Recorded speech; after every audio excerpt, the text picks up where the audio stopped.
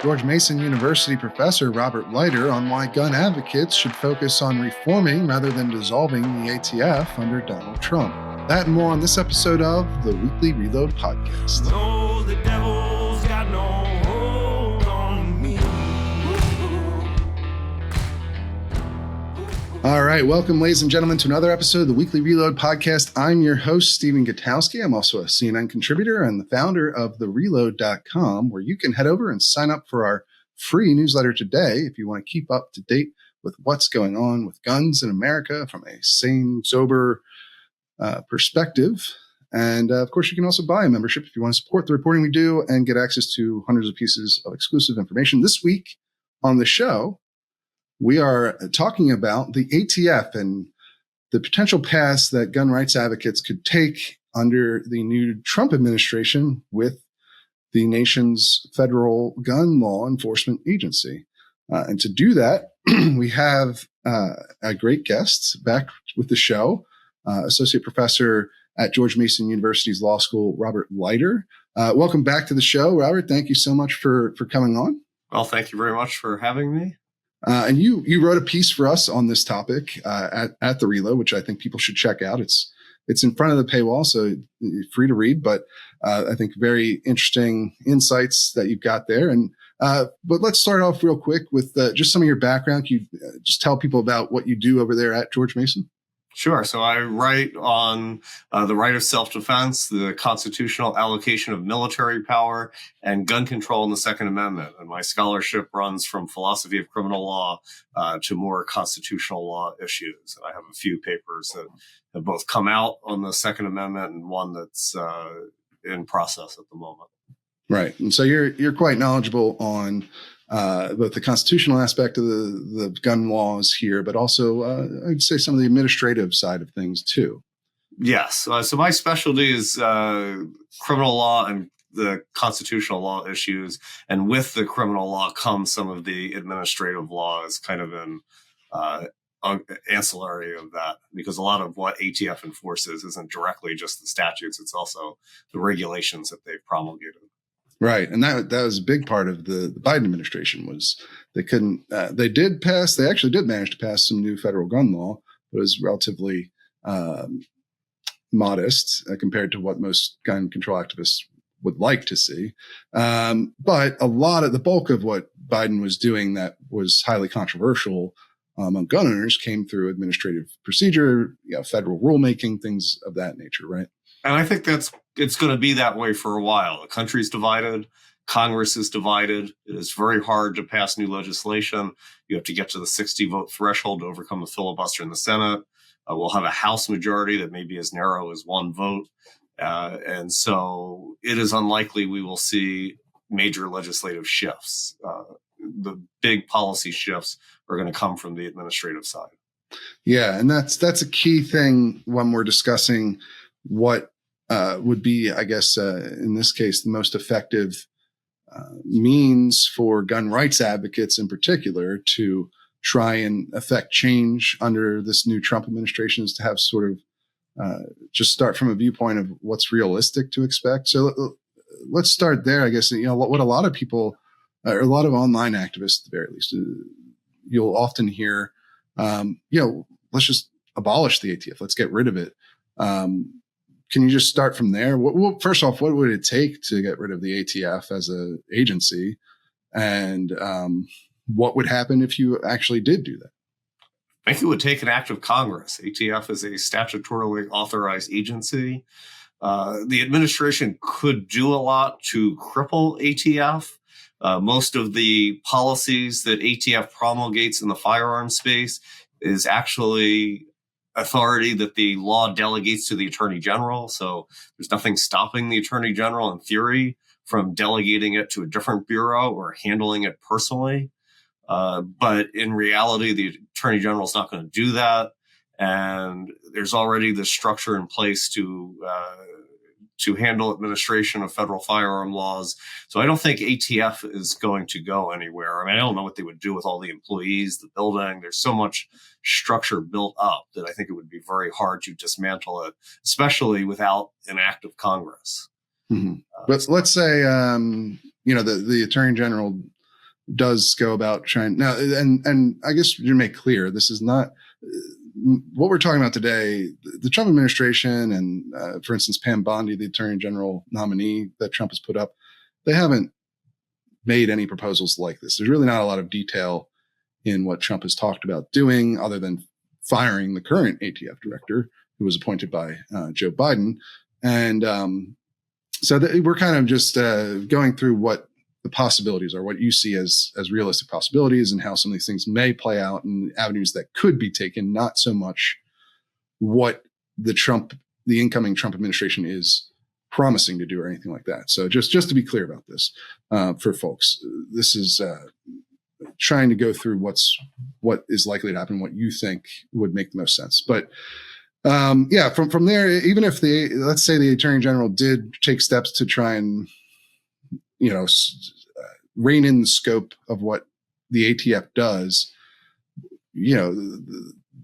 they would still likely need to enforce these federal gun laws that are on the books, right? And I don't know, wouldn't that just fall to some other agency? How would that actually play out? So there are two sides of this. On the one side, the executive branch has absolute prosecutorial discretion. So it's not obligated to enforce or not enforce any particular gun laws. And there are some gun laws that enforces quite a bit, like the felon in possession law. There are actually a number of statutes in the Gun Control Act that are rarely subject to prosecution. The Gun-Free School Zones Act, 922R, which regulates the assembly of imported of rifles from imported parts. There's not much in the way of prosecution on these statutes. So on the one hand, they could rein in ATF quite a bit by simply declining to enforce or prosecute certain laws. I don't think they will do that ultimately. The laws that are politically popular, one is, of course, prosecuting the felon in possession law. But at any rate, that's one side of it. They have absolute discretion there. There's a second side of it that's just on the administration side. So federal law has certain prohibitions, like you cannot sell firearms interstate without getting a federal firearms license. And the Attorney General is authorized to issue them. The Attorney General, of course, delegates that to ATF. But if you crippled ATF and they suddenly stopped issuing federal firearms licenses, the prohibition in the Gun Control Act wouldn't go away. What would go away is whether people, in fact, had the licenses and could engage in the business. And so from the administration side, crippling ATF could be hugely counterproductive because you could face a situation where you are required to get a license to engage in certain activities, and suddenly the people who are in the business can't do that, or people who want to make a firearm under the National Firearms Act. They need to pay the tax and they need the approval. And if the approval doesn't come, or if the approval takes 3 years to come, they can't make or transfer the statutory firearm. And you think about it this way. If you suddenly, everyone hates the DMV. No matter what state you're in, the DMV is often very slow. And, no one enjoys going to get or renew their driver's license. But if you shut down the DMV and did nothing else, what you would have would be a bunch of people who are illegally driving because they cannot get a license. It's not like by shutting down the DMV, you would eliminate the requirement to obtain a driver's license. If you wanted to eliminate the requirement to obtain a driver's license, you would have to go repeal the law that requires a license to drive a vehicle in public. And it's the same thing here. If you want to actually, I think people who are grassroots individuals who are advocating to shut down ATF, I think what they really want is to repeal certain federal gun laws. Sure. Shutting down ATF will not repeal the gun laws to which they object. Right. It would most likely just shift a lot of that work to other federal law, like the FBI or something like that. Presumably, if you were actually going to try and shut down the ATF without repealing those laws, which, as you mentioned, is likely not possible in this new Congress with the margins that exist. Especially because, felon in possession, like you mentioned, it's very popular. Well, people want to see people prosecute. They don't want violent felons to own guns. There's obviously a live legal fight over the extent of that particular prohibition. But, I guess the point here is, like, some of these laws are popular, and especially in Congress, they're unlikely to repeal that stuff. And so if you did just try to shrink the ATF down to, or cripple it, as you've said.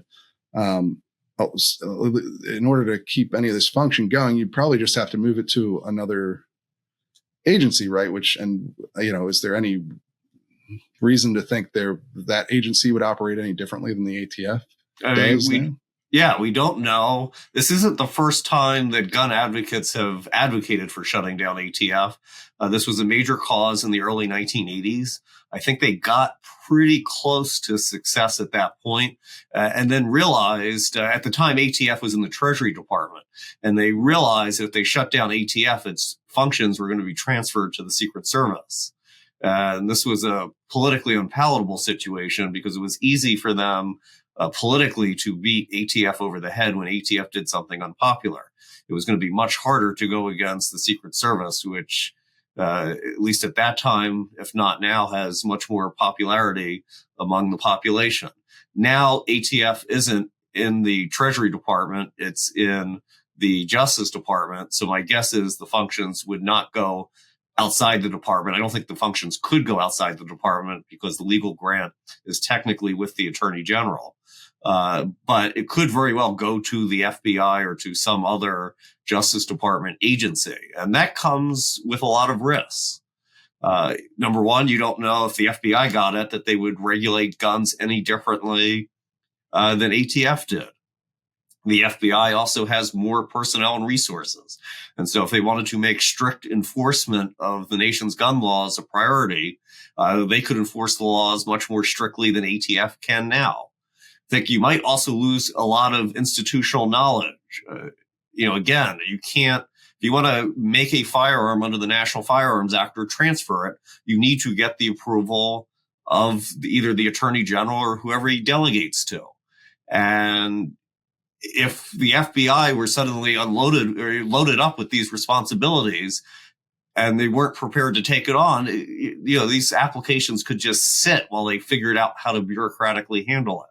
And so, ATF does a lot for the gun community. It's on the kind of customer service side, which I will, use that term loosely.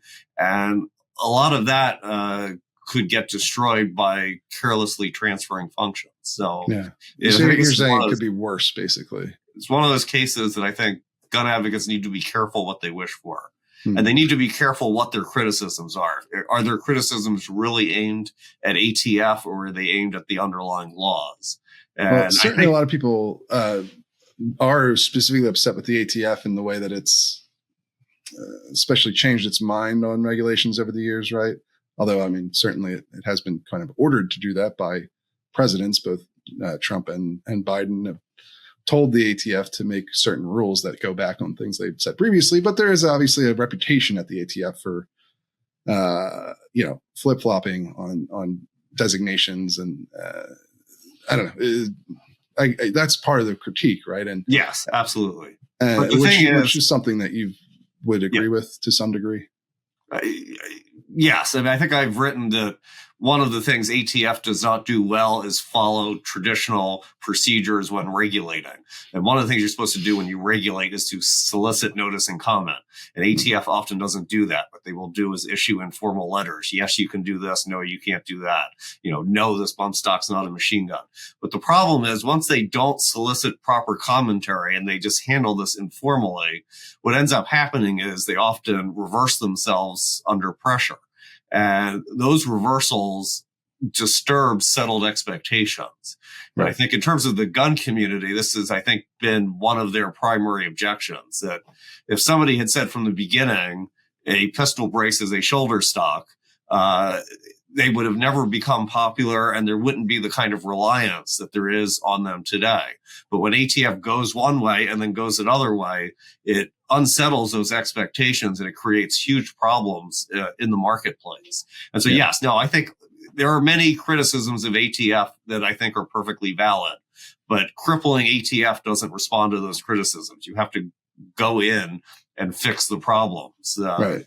And before we get to, because next I want to talk about what you think would be a more effective way of handling these issues. But one of the counter arguments I've seen to the idea that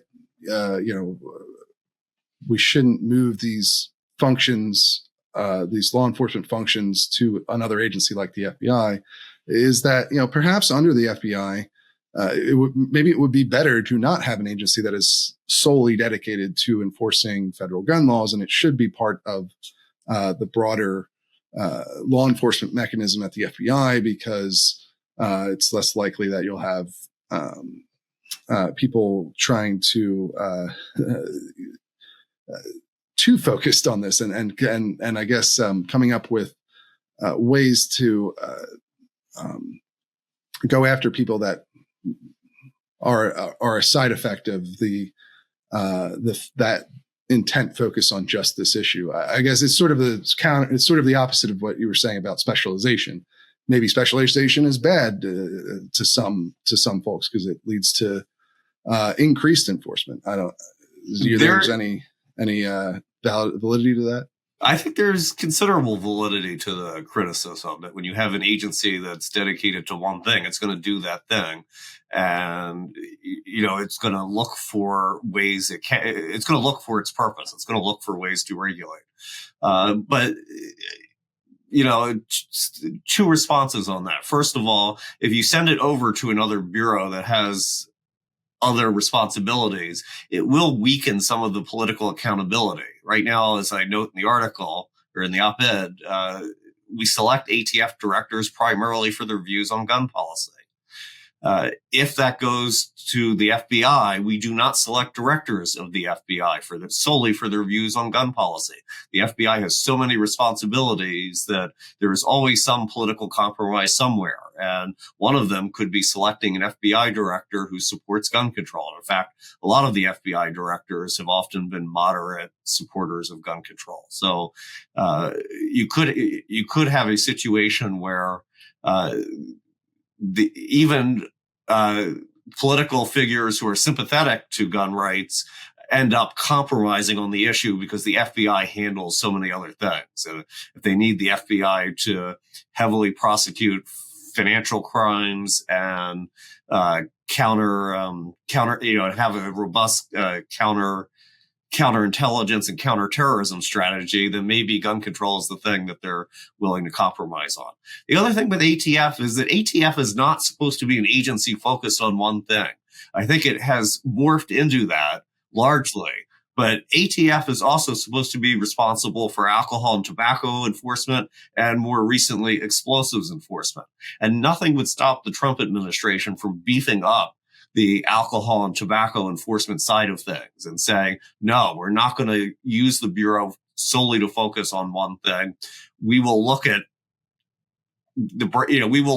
alcohol and tobacco regulation too. That way the agency isn't single-mindedly focused on regulating a fundamental right. So I do think the underlying criticism has some bite, but I also think it's solvable. ATF is not supposed to be doing one thing. It's supposed to be doing 3 or 4 different things. Right. And so let's get into that point a little bit further. What, if not crippling the ATF, and if it isn't possible to repeal some of the underlying gun laws that people don't like, what is a more effective path, in your opinion, in your view, for gun rights advocates to take with the ATF under a Trump administration? Trump administration could do the same thing that the Biden administration has done, but from the opposite perspective. So ATF has a lot of delegated authority where Congress says, we'll give you a rule, but really it's up to you to figure out how the rule gets implemented and what the rule means. So, for example, federal law bars the importation of firearms and ammunition that are not primarily designed for sporting purposes. Federal law does not define what sporting purposes are. ATF has done that. And the Reagan ATF had one view. The George H.W. Bush and Clinton administration had progressively stricter views. Nothing stops a Trump ATF from having a different view of what sporting purposes are that is broader than that of the Biden and Obama and Clinton administrations. So this is not going to fall with. There was this recent Supreme Court decision that limited a little bit agency's power to delegate, which went under Chevron deference, which is whether agencies could regulate in an area where the law was ambiguous. And the court said, we're not going to defer to those sorts of agency regulations. But that has nothing to do with areas where the agency has been delegated by Congress the power to regulate. And firearm importation is a big one. Second big area is prosecutorial discretion. The Biden administration has imposed a zero tolerance policy on errors by licensed gun dealers. And they are revoking federal firearms licensees at a significantly higher rate. Nothing would stop the Trump administration from reconsidering that. Violations by federal firearms licensees run the gamut from slight paperwork errors to fairly serious things. And nothing would stop the Trump administration from having a progressive schedule that they would handle minor errors more lightly than they would handle significant violations. And so they have tremendous power to kind of set their prosecutorial goals and to exercise their discretion.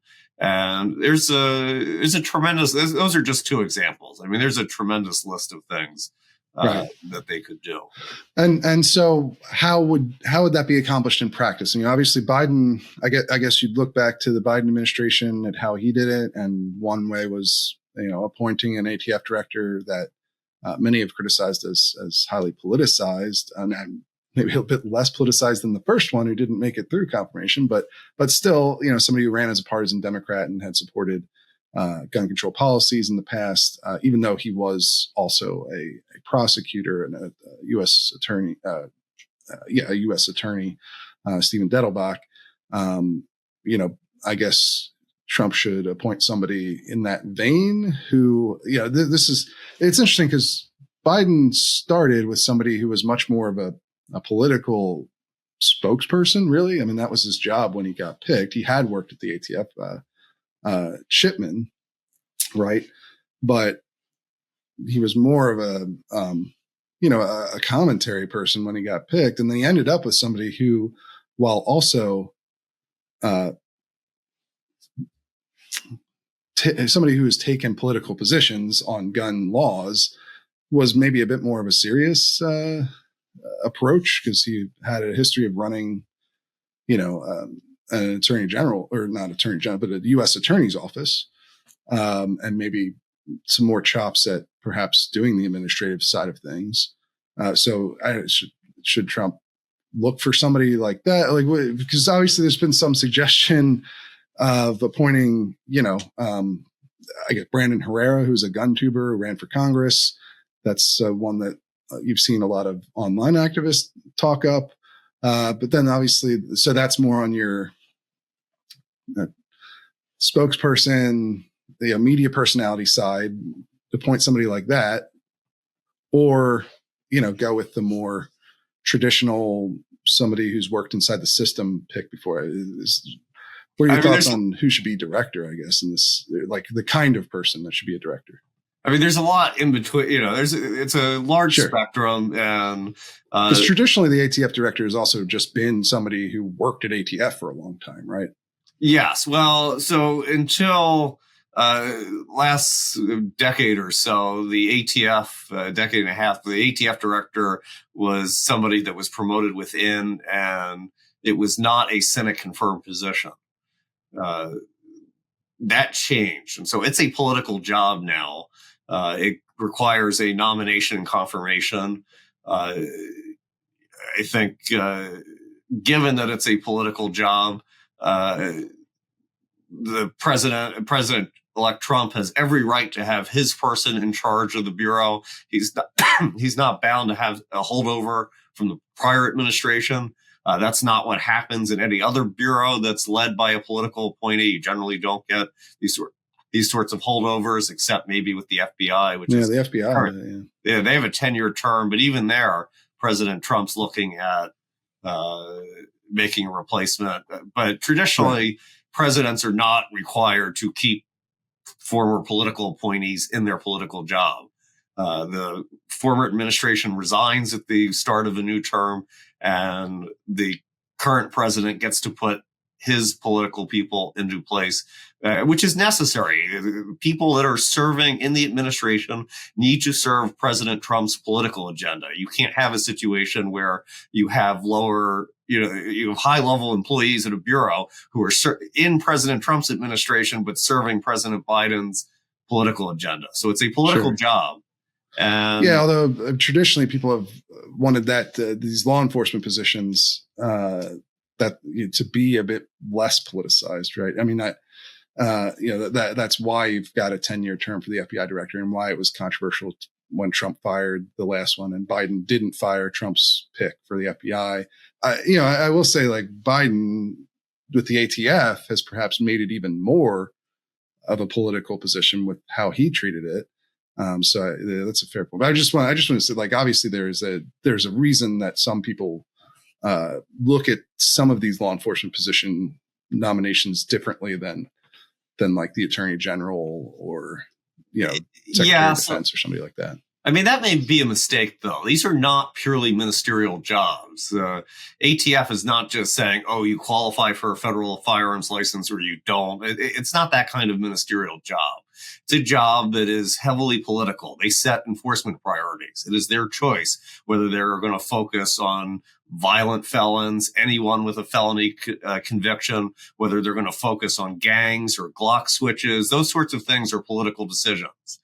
It is equally a political decision how you administer the laws, how you define sporting purposes, how certain guns are classified, whether you're going to have a National Firearms Act amnesty or not. These are all political decisions.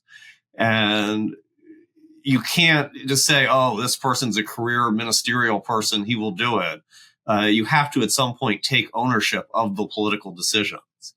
Okay, so do you think in this case Trump should fire the ATF director, which he has said he will do on day one, actually, but and then pick somebody who is more from the political side of the spectrum than somebody out of the ATF? Is that? I don't know. Okay, so I think there are two questions there. Number one, I think the current director should, as other political appointees do, tender his resignation at the end of the current administration's term. And then it can be up to President Trump whether to accept or reject that resignation. So at the end of the day, it is President Trump's choice as to who to staff. And then who to pick, I think there are a wide variety of candidates you could choose from, each with their pluses and minuses. You could find a career law enforcement person who has expertise administering an agency that has thousands of people and a large budget and could treat it more as a professional, more in the professional sense. I think he could also nominate somebody who's a lawyer or specialized in these sort of administrative law things to take the agency in a different direction. And each one comes with benefits and costs. If you have a career law enforcement person, they have experience administering these sorts of agencies and they will likely do that well. But as you see with the current director, he doesn't always understand how the guns work and doesn't understand the technicalities on how the regulations go. Yeah. On the other hand, if you appoint somebody who has extraordinary technical expertise, you could find that they lack the kind of managerial experience that is sometimes common. So I don't think there's one right answer here. There are different pluses and minuses. Well, one option you didn't mention there, which maybe could indicate how you're feeling about this, but he could.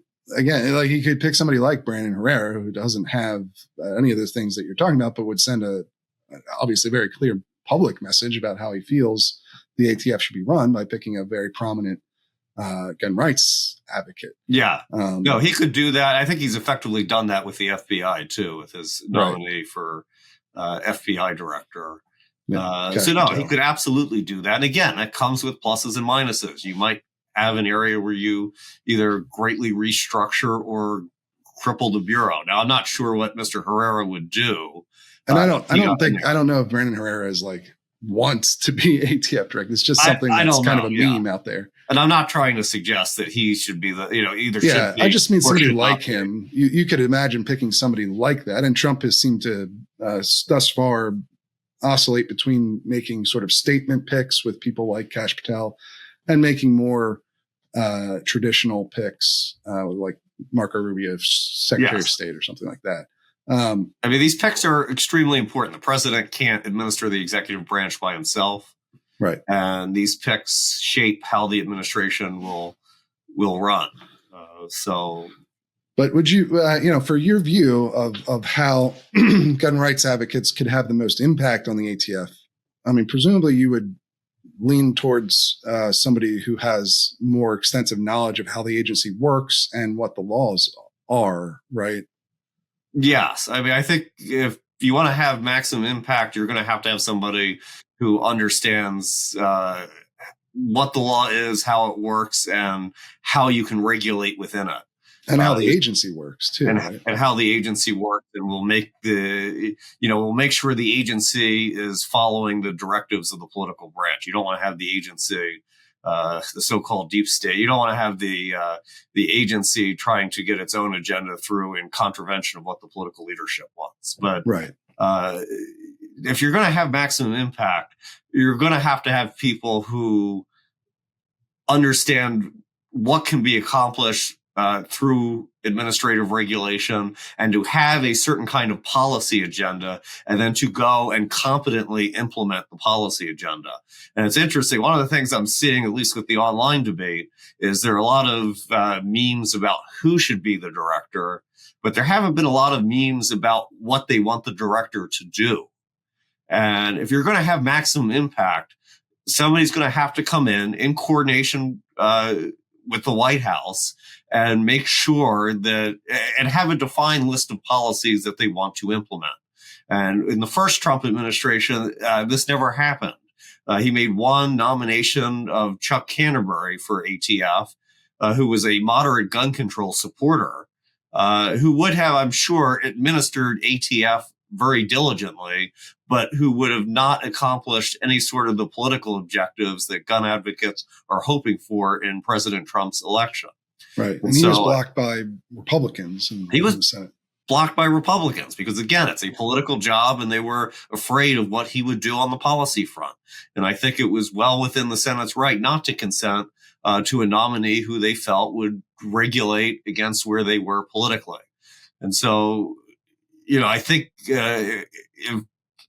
to have maximum effect, the White House is going to have to work with a nominee to come up with a set of policies and then to implement the policies. There are a lot of policies that they can implement without congressional change. The Obama and Biden White Houses have been doing this. I think gun control groups have been getting increasingly sophisticated about operating within political constraints and maximizing as much of their agenda as they can implement given political realities.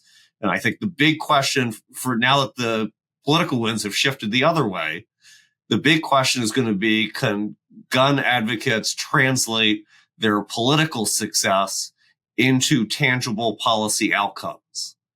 And to do that will require having people who are competent politically and can achieve the policies that are feasible to achieve. And it'll likely take more than just an ATF director for that as well, right? If you look at how Biden has gone about doing this, most of the big changes he was able to implement on the administrative side came not just from having Stephen Dettelbach as the ATF director. It didn't necessarily originate through his office. It came from the White House down to tell the ATF what they need to do.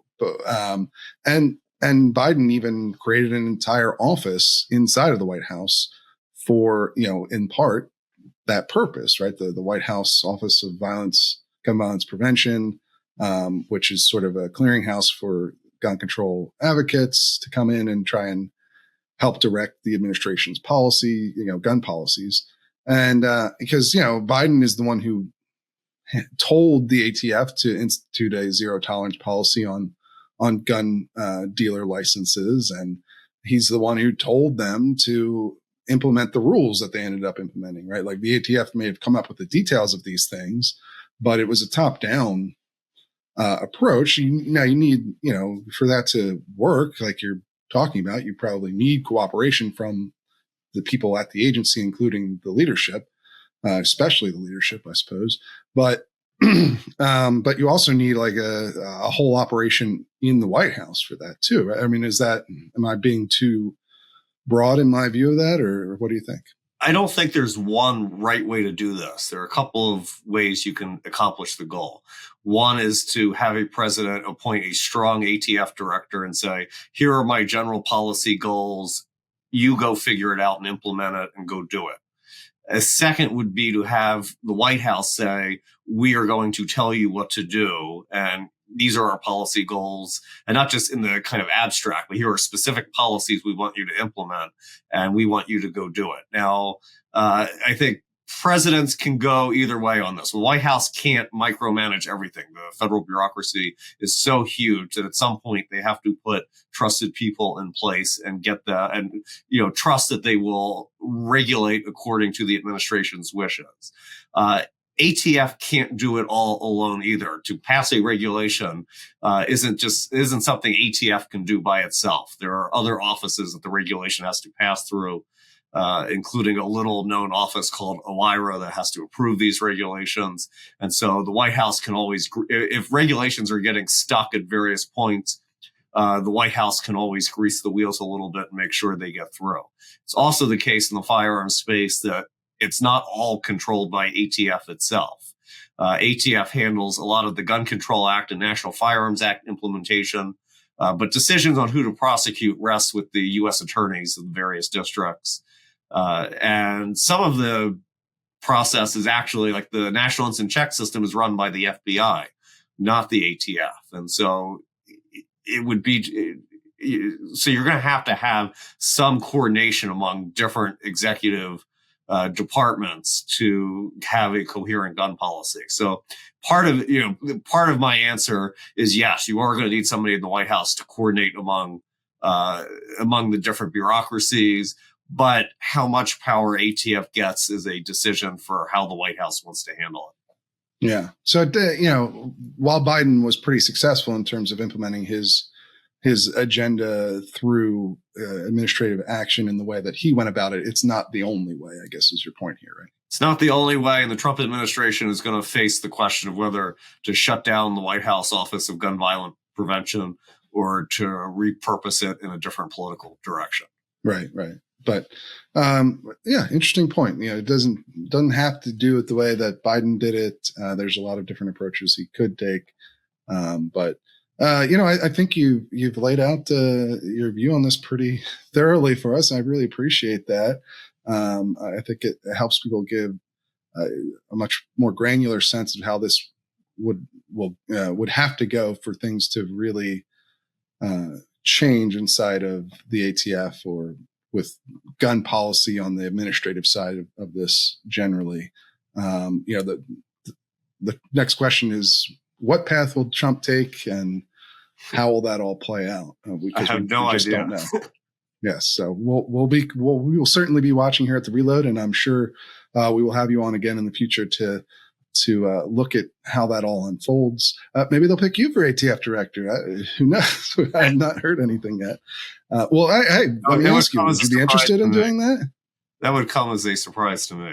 Sure, but would you have any interest in something? I mean, you have some of these skills that you've described here. I don't know. If the Trump administration thinks I could help in some part of the administration, I will certainly consider offers, but I also try to be very careful. My day job is as a scholar, and I want to make sure that I don't want to be on your show actively politicking. I don't think, yes. I try to maintain, in terms of my scholarly analysis, I try to maintain a very neutral perspective. Okay. Well, that's fair enough. Analytical perspective. So no, I had to ask. I'm not going to be on the podcast gunning for any sort of job. All right. That's fair. I had to ask. Good. Either way, I appreciate you taking some time to talk with us and for writing that piece as well. I think people should go and read the full thing to get a complete picture of what you're talking about here. But I think we've done a really good job of covering it. So I appreciate you coming on. If people want to follow more of your work, your scholarly work as well, where can they do that? So I'm on Twitter at Leider Rob. And then my academic scholarship is available on SSRN, which is the Social Science Research Network. It's also published in various law reviews. And I often post links on the Twitter account. And then I also have a blog, standinghisground.com, where I collect a lot of the op-eds that I have published in various outlets, as well as have just my own blog entries on various issues of gun and self-defense law and sometimes military law as well. Wonderful. All right. Well, we'll have to have you back on the show in the future to analyze what does become of this second Trump administration on gun policy. So look forward always to happy to be here. Thank you very much for having me. All right. Thank you. That's all we got for you guys this week. We will see you guys again real soon.